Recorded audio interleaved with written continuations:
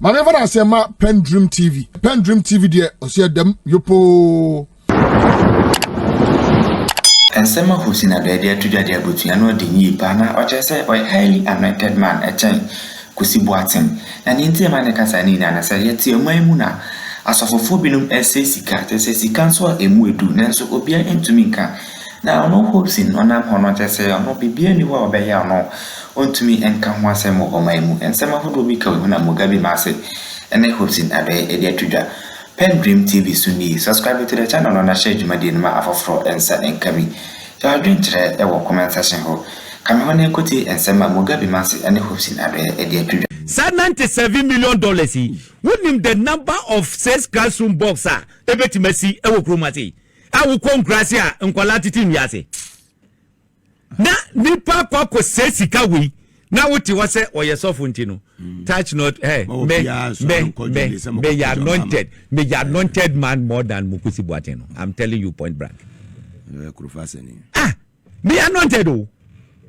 Anything I do Saka me highly anointed. Essence up because me Sēcrëts me Congo Vianney. And you know a diplomatic passport with different. That's right. Or two passports with different. Diplomatic passport as I said a year can say or could you to Kokocheno no. That be oh I service passport no buy. Now would oh yeah cream wangaza. What it a service passport and diplomatic passport. What the service passport no buy? Diplomatic no my. Hey, and you can't want me fan to Quadia, but I want honum. I want to know. But this is serious. Me say what the diplomatic and service. One family I know this service in the year day. A coy. Not of visit any manner. Diplono. I want to go, but want to be fan to Quine because we're more trading in Namu.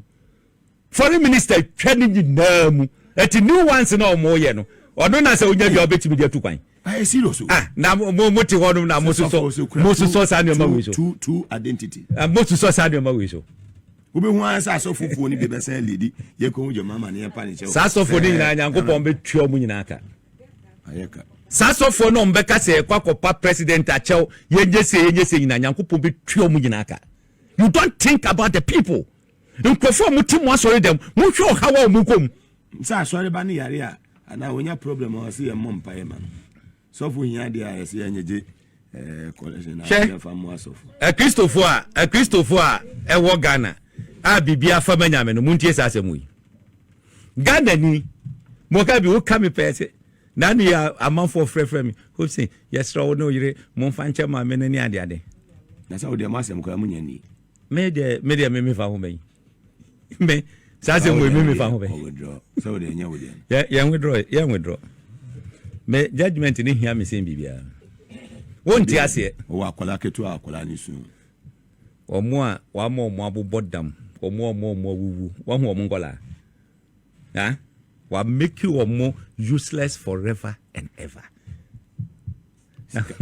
What I mean pesa be ko gra but nyame ka nyina ni say oti honum no bia o fa manyame na say Kusi Boateng mo de na agrada ade say in the Bible mu no Krobe na Nyankopon bodin said me mine Israel me boa o ka Israel obetwen bomb Israel na Nyankopon bodi din say me mine kronkron Israel no o ka na obetwen bomb fama nyame ni ho fama nyame ni Israel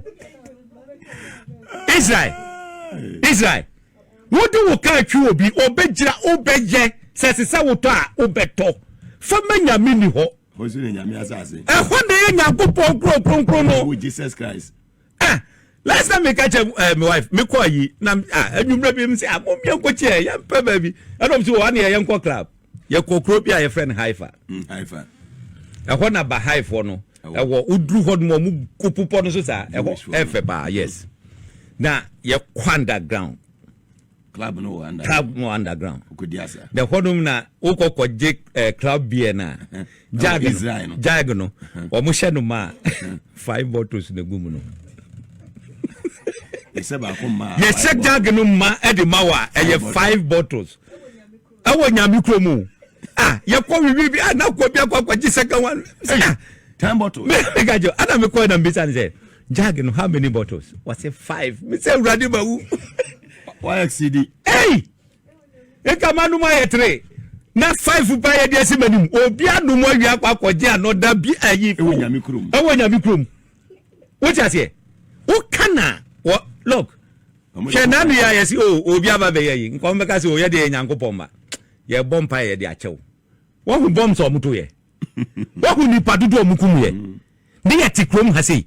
Obi adi oman na bro sei. Yes, a farmer nyame. Yes, a touch not my anointed. Hey, what be kasa se we bo ma chem no.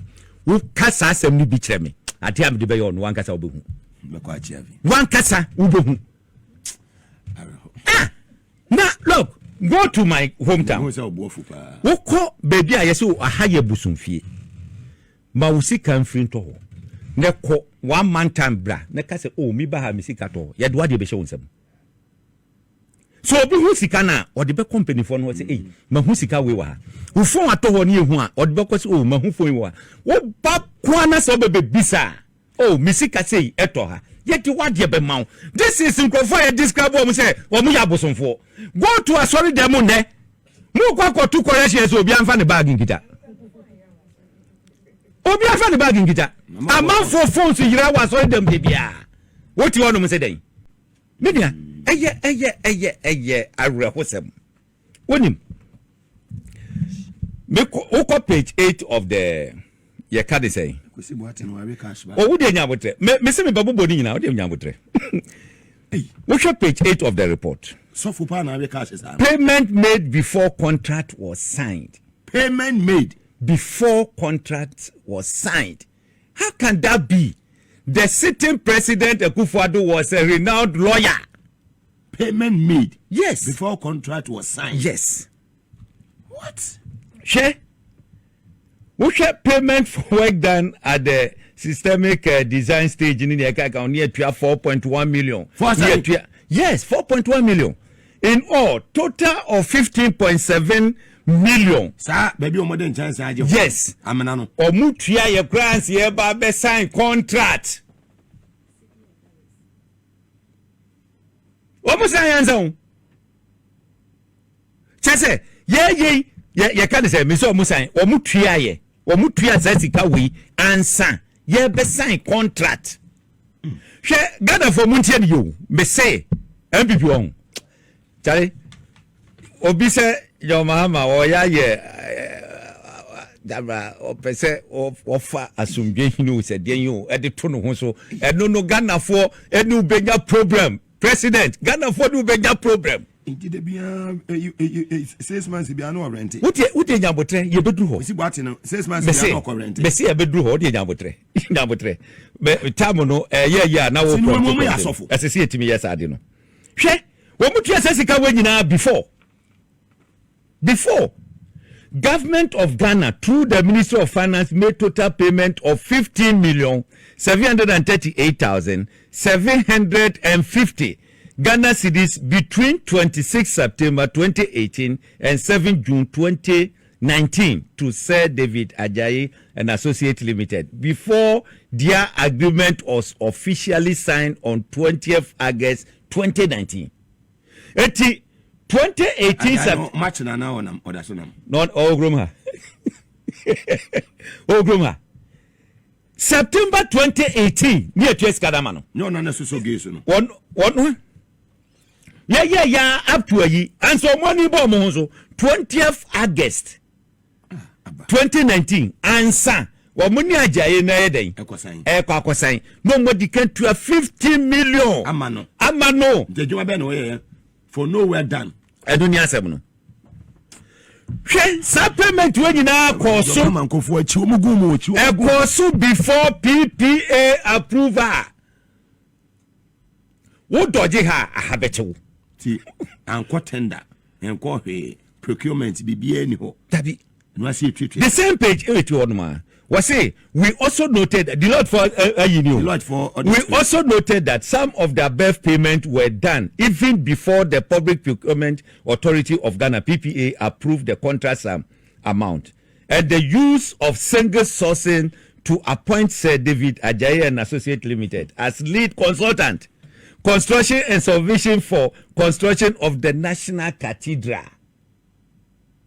Sir yedi ade ba be mo Ghana mra kire say enko public procurement no mun go through yes ade we there ya jetum ya ma approval o ma anye sade we single way near so sourcing just say ya block ya mo bia mabede bi mbede o tenda kora she Ghana ha say wo hu say ya kase obi adisika won twro say sa sika we media hye bibotom sa sika we media akwakoto dan sa sika we media akwakoe say no ma say ya enko tender ni aye yes oh ade no cost so 5 million me fa 10 ka ho 50 million wo gi a ye die say enne eno na ye hunu wa ha say no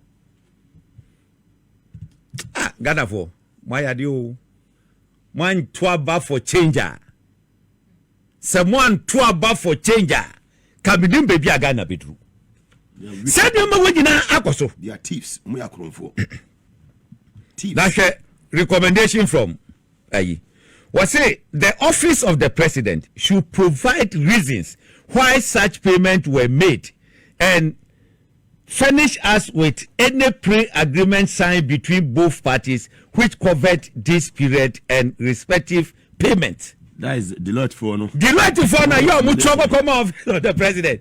Say office of the president to provide this adeno. Say eba ni say ana mutimi eye payment without agreement. Say mo agreement bi a mo sign here before that time dia ane ma yehu. Mo fa ma ye de yehu. That side way ya no mo ye. Eye ye can say or mo statement of account. Eye cathedral board no. Or mo statement of account. Ane ye ama Deloitte for na or mo go through. Afe ana president a call for forensic audit. Sa forensic audit ni die bibia ye here bia na sesa odeba.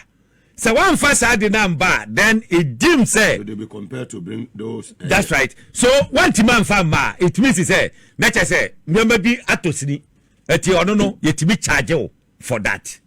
Eti a good say, President Mahama, ama sa ni say, wa monhwe na chese ye esese ye biano. Ye na bibia etimiko. Minia. Won krata o. Hey, adene de ya hwemu pa. Safa me ko ba bia wa bia ne. We share page 15. What free 8 what do 15? But do 15. Fire call. We share page 15 now. Roman number 2.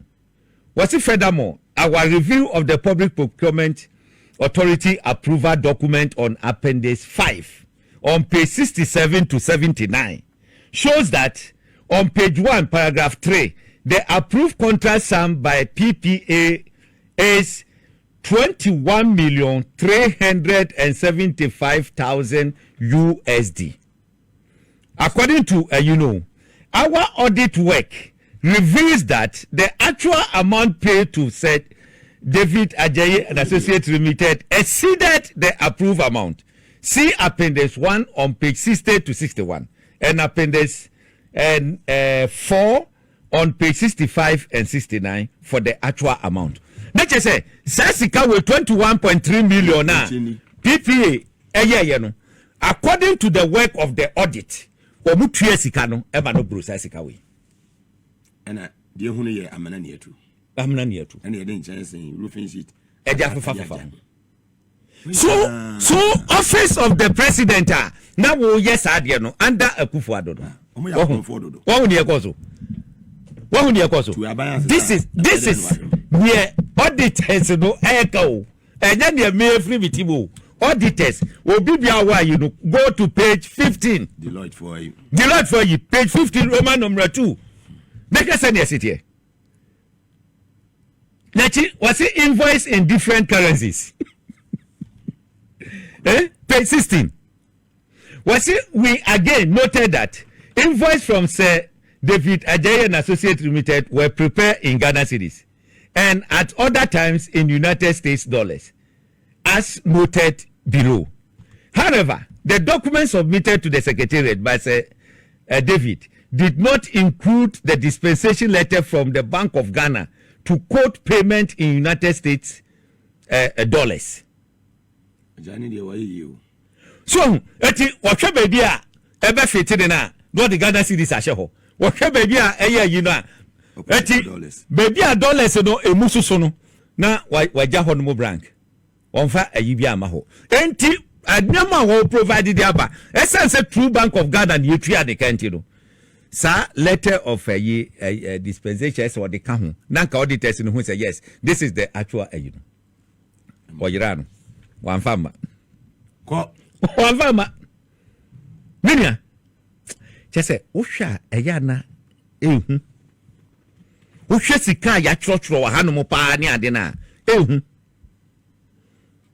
that was Ajayi Kusi Boateng wo group bi efe no the Nehemiah group edini biem Nehemiah group so Nehemiah in the Bible me can study Bible introduction of Nehemiah so kaya who said Nehemiah or you be owa kukudro pa or you be like say ye ka say obi wa kukudro a wa kukudro what that for more wo kura no say wa sorry edo anybody di nkunim ebinie the Nehemiah group unia kukudro antivintis group we fanye ne ekoso no Nehemiah group nko ahwesika yetua momo edo aya Kusi Boateng group na wote ya wo say wo mo na be kwa brochire akwakoye fundraising wo mo na be yese ni de kakeka ho no wo mo nie Nehemiah group Beka from the book page 17 obi bia okita no onhwe page 17 1.7 no was it non-renewal of signed agreement for Nehemiah group no mo contract wo for just 1 year so no wo mo tua wo mo kasa was 110K spent on failed fundraising trips. Yes. That's Houston. New York. Nehemiah. 110K. Anya no kre. No. 110K no mo realize here. Me baba mo sika no a wo mo say ye. $523,000. $523,000. And o mo spend ye koko organize Accommodation. And they realized only 110,000. Was it accommodation, travel, and media expenses unaccounted or poorly documented? Yes. Was it the contract between the National Cathedral of Ghana and the Nehemiah Group was initially for 1 year, starting March 9, 2020, and renewal based on agreement of both parties, as noted on page 8 of the signed contract. This has, however, not been renewed, as was supposed to have been done. Almost no March 2020, no March 2021. Awu. It is almost person here juma bi mu a. This almost renew contract no. Almost renew. Now before say baba ho no. Wo dey tie. Implication. Was it all payment made or activities done towards the project by either party after March 9, 2021 is invalid and there is no contract in place? The recommendation of the buyer was it management should ensure renew the contract between two parties, or if they can cancel it and have any money paid after that period returned. Recommendation from Deloitte. From Deloitte. The management of the buyer was it noted. However, the assumption, true not explicitly captured, was that the contract will be renewed automatically unless explicitly cancelled. Look at this nonsense and rubbish. Look at this nonsense and rubbish. What Nasia sign contract? Na ya chiwa jinesi so said no. Why renew? It is a kabia mutia move family. What say? What ye automatic say ever renew ni. What? Akwa say daru akoto ye ka dey say app bia ba betu ni phone so na wa update no ntino e wo mu a automatically no na enu ankasa renew no. Now the Nehemiah group, let us see the monies they gave to them. Breakdown of all payment made to Nehemiah Group after March 2021 were as follows. At March 2021, na contract na wu. Shesika omutuaye. Consulting fees $350,000. Sesika mi be ubo yina dollars. Travel expenses $26,541 and 63 US dollars.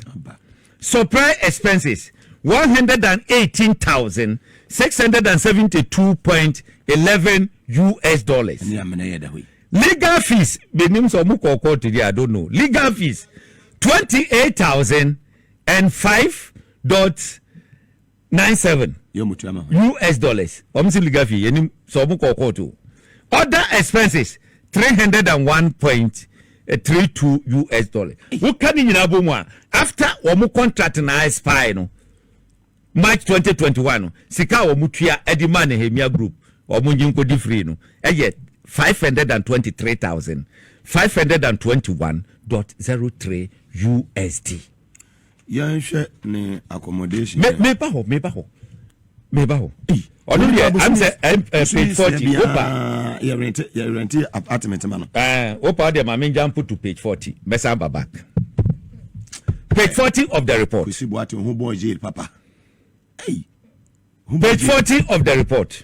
Was it the narration indicate that payment was made for 6 months accommodation, but per rental agreement given to us has as the amount payable per month is $4,500. Meaning, in your response above, you indicated that the quotation marks and therefore rented an apartment for $4,500 and agreed to pay for the project to pay a portion of the rent, $3,000.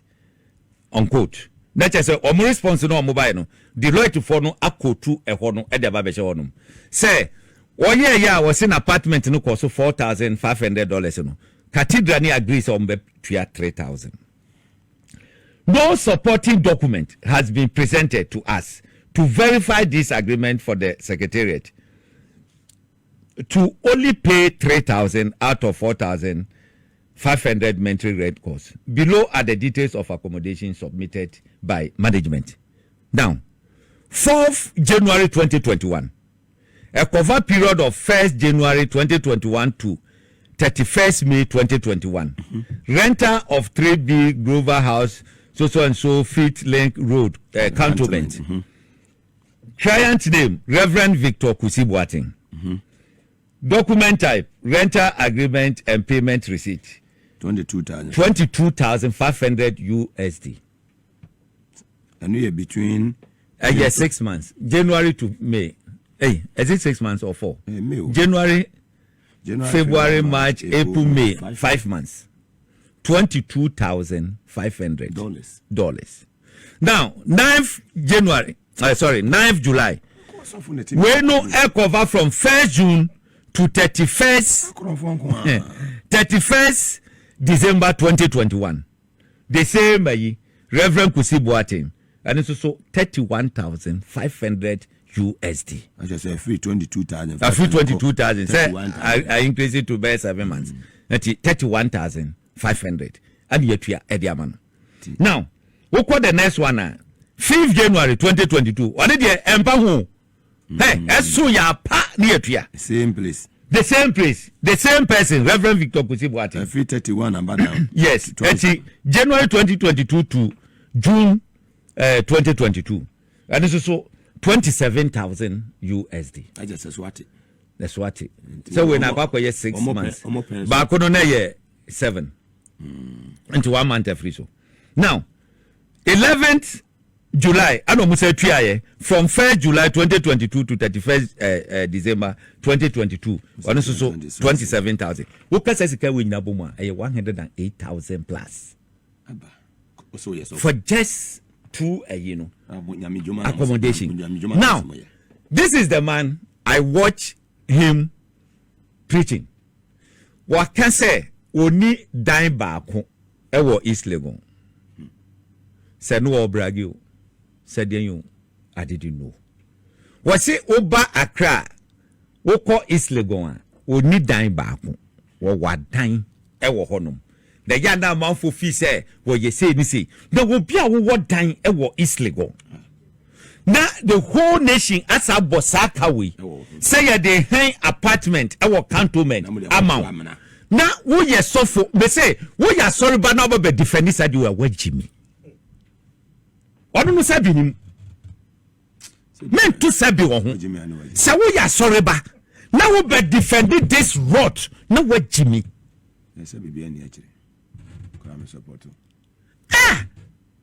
chese wo hwe ne ekoso pa wo se edien asem kura ni ehefa ade yaduri na me sum mponi ehefa pa ade yaduru no mama Nyankopon bere kora dodo bia ehu to be one and my gu na sorry na ehu baba ne pia omugu fom we yes of hwe me pese me ready ayifo omo comment bi na wo hwade Deloitte for no omo comment na yenhwe se ne anuama ese kofa awurade Nyankopon hwe aside all this you know hwe ma me refer to something woni mu se na double payment ekokokoko so Kusi Boateng timi jiska ewo cathedral no wasako chief of staff wo ewo presidency Fremont pare no wasako akwaje the same yina wo motua ewo yi no wasako akwaje ewo hono mu biemu na wo kaya emre bi wo mukọ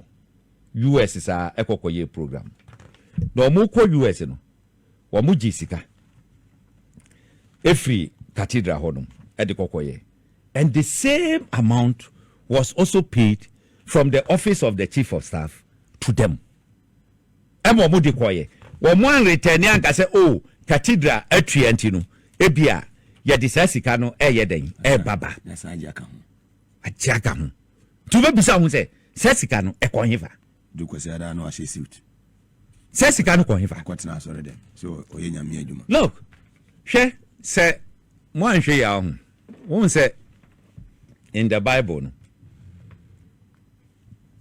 ya say atemu be start every Nyankopon fie mumanya mebre na won say there was a time eye Yesu Kristo eduru asori dem na enkrofo no ya nuama emfata ya say omo eto chacha omo tonton nuama eni ade no eni nuama ekoso difference bi anim dia de na Yesu ye otweaba ehwe omo wasori dem ho.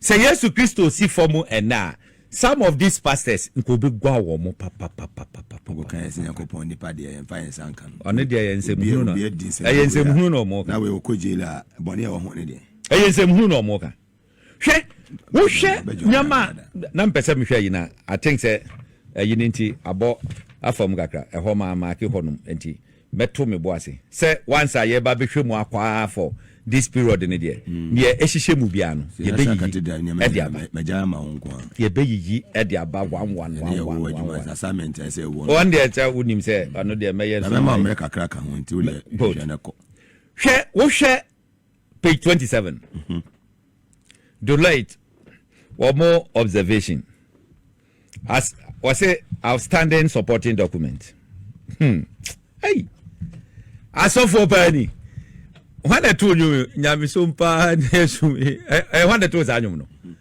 say asofo yeseya Bogabi na yena nanuma yebu omu so omu de omu nkwa sore no omu nyeden. That's my beautiful lady. High Commissioner today. Oh, High Commissioner. The whole February. Onye ne paketwa. So mnyete no. Nti asofo betima decide we ya. Me asofo no mo resign from the cathedral board no. I said Ghana fo nyina ba mo abaso. Duncan Williams, Dagwood Mills, Menso Taber, ana ho biom. 3 na make Eastwood Anaba. And Pastor Mensa Otabel. Yeah, my bon needing. Safowi. Otabel is to Anaba, Dagwood Mills, and Duncan Williams. 5. This or 4. Okay. Safo ya mabubo mudi. Binim sebika hona memoya monfantemi. Wow, Becca, obeti my near ball on Susudi. As a set your ball, my basso. Do you know why? Wouldn't you say, or Muko, New York, Ekoko ye, fundraising.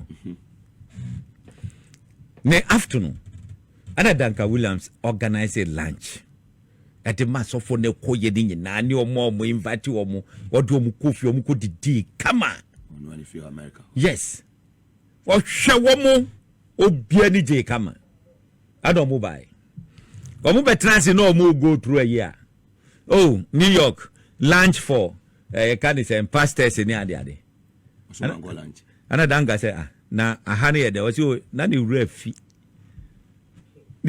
say papa no bisa question no onu ne host room lunch from the pocket ye this can pudo ahye ho oyonko obeji di ahye do bottom papa ne say what me na na den nkofa mi bo mu di na so mo ti ase meeting na se na bi ni ho da kan will am say crojin it based on that and the show more before me say no they will not stay on the can say board ni bi because obu na omu ye nyankopon asofo no wo mu ntimi e ma mewie o ma ni sika that still Mogabi so unim Archbishop Desmond Tutu of South Africa Desmond Tutu chese opposition who say okasa the president hope won kasa basa na onya bie na no okaba ko a na eja to kro no mu who bonds go bia ye steady ni enkoso no mo tutu niye. So name Archbishop of Canterbury in the United Kingdom. For Kasa, the whole UK, the what I did. Because when what to two muye, did no cre, did or minor name, and my mom for Yajidio Mumu say, this is a bishop or Kasa, who say a film in Kekaedim. More integrity. And to what Kasa will say, will be 80 credibility. At the credibility, no, the integrity. I mean, untouched. A damn quadgy. Na wakasa ubia eyeyi. Na uko kufasofo na watititi group. JNS binzuzu wa honumu. So, tititi groups. Any ade. Chese, waye kumasi board business. Ewo dumuntinu. Ani asore krana. Jamesum krana yede babe ye business. Edi ya pesika. Edi ya guye bottom. Uka ubenyo obi omeka say menta chi sofo we Jimmy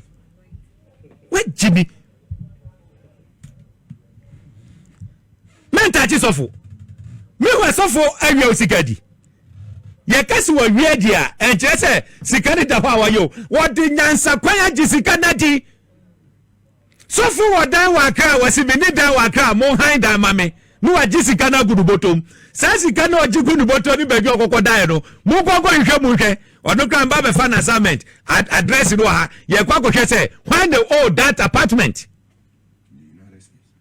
Aden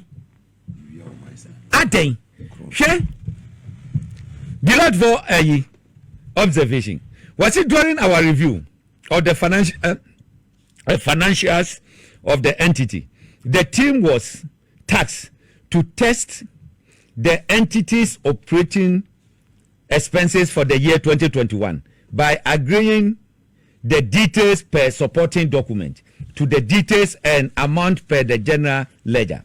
Management was unable to provide the appropriate supporting document for the below transactions. Chese, omo fanisa omo dia. Sikanu ordinisa bomu a no dia koye ni ope.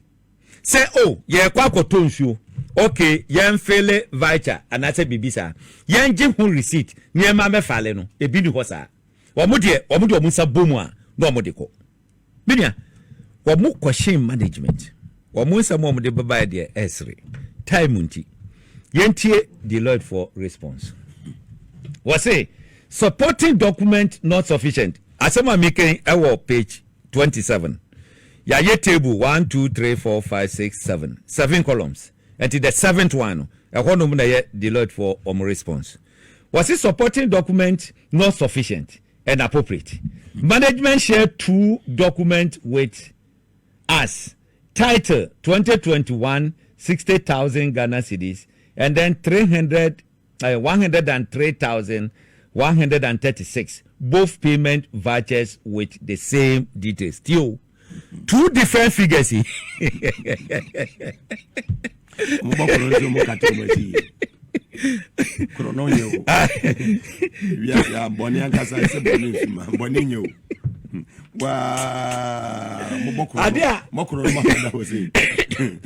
did almost some this is 10,000 you know. The same thing of the 103,000. After our review, we noted the following discrepancies. The description per the payment voucher are being payment of expenses for board member secretary for the month of July to December 2021. Theo, this contradicts the earlier claim that management made to us that this withdrawal was for office expenses, Theo, which has been wrongly tagged as board expenses by ADB. Agricultural Development Bank. Say Sikano, Mose Sika Muye from January to July to December 2021. Mose Muye say a board expenses. You can say office expenses. And so per a year ADB the buy no. Then office expenses a board expenses. Additionally, in the first cash payment voucher, it shows that the money 60,000 USD. No, 60,000 Ghana cedis and then 18,000 USD was received by Mr. Nyantechi Raymond Osei and paid by Reverend Victor Kusi Boateng. Mutiayo Nyantechi and the receivers paid by Reverend Victor Kusi Boateng. But in the second payment voucher, Mutiayo, the same amount in the second payment voucher, it shows that the money was received by Victor Kusi Boateng. Sofo. Ghana for. Sofo. Why first voucher diaba? What same amount no? Was say Nyantechi ana yetua mano. But second voucher ba e show say nipa no si wotua sika do ma Nyantechi no. Wo noa and the receive sika no. We no so ye ba wo mi asofo no. Wo no. Kopon de Sanka ka we ba o mi aba de anka ewu enu Ghana fo nya mi hira mo hwe wo de ambassador bay me ma no entrance nche eti ye bera ne apo ha sei na nyankopɔ ya adom a ye beto aso ekina UPS no tamben 2 p.m. to so eti ye betranse tamben o me de se me no me nsana na mesim 3 o'clock enti ye betranse me do hontem ye commentary ne babubo we no so kakra e wo honom eni se ne e be se 2 p.m. yes na nyama etima kokoye but ne me pese Ghana fo nyina tia se se sa audit we enisu ni omuye forensic audit na mubehu ne etie yemfa ne se yesi obia niska wo de yemfa ne sa se ne MPP fo ka no oh yesi obia nisika eso se sika ya yabubo su nyina no eko now yemfa ye ni nkonkohwe sa amna na yetu ato ho no se sa 97 million US dollars eno eho adwuma ene da ho nana dia ene betima yamaye sa 97 million dollars wonim the number of sales classroom boxer ebetima si ewo touch dia ben abusiamo the seminar abeso ha subscribe to the channel on share jumadi no ma afofro ensa enkabi Dedi kama mamena PENDREAM TV ase. Na so far so good. Se open online portal e wo Ghana. Nipa share, nipa follow, nipa comment here. To my best of knowledge, without any biases, PENDREAM TV.